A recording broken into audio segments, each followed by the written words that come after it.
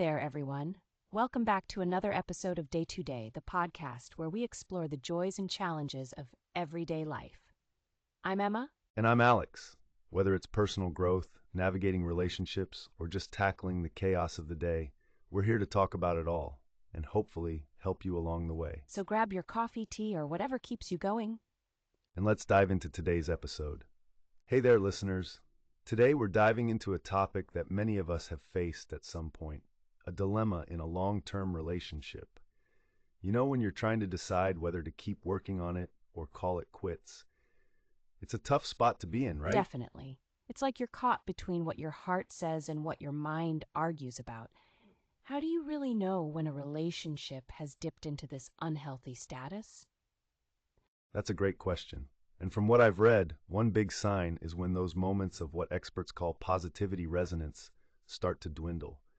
This is when both partners share a connection during positive experiences. But if that feeling becomes rare, it's a warning sign. Ah, yes. It's like those little shared joys that keep you in sync, right? If you're finding it hard to even be happy together, that's when things start to sour. Exactly. And another tricky part is when promises are made but not kept. It's so frustrating when someone says they'll change, but then nothing really sticks. Right.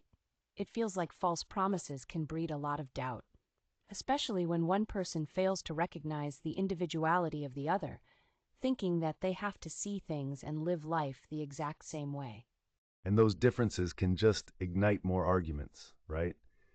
It can seem relentless when every disagreement feels like a battle for understanding rather than a meeting of the minds. But here's the catch.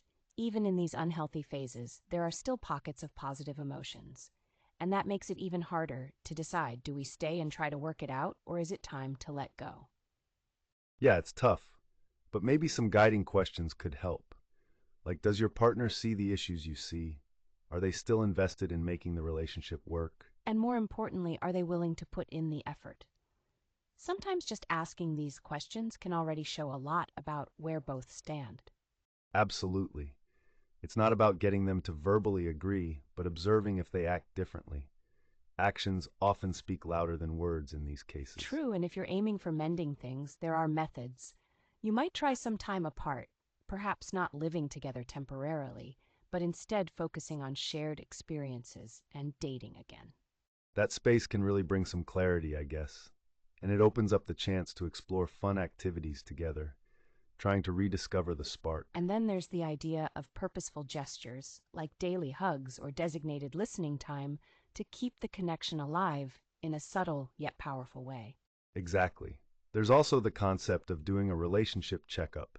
It involves looking at key dimensions like communication, shared goals, or even just how much you can still laugh together. I love that idea, approaching it like an annual review, but with your partner as the subject.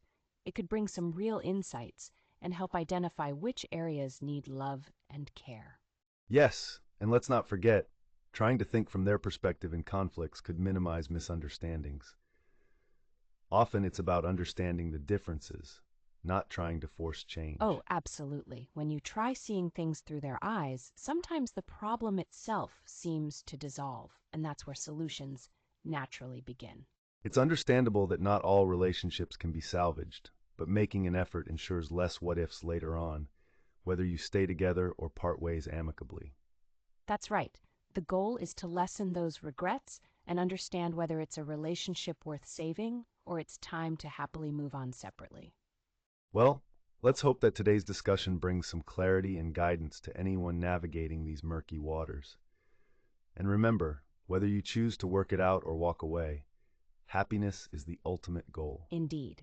We hope this resonates with our listeners and gives some food for thought as they make these tough choices.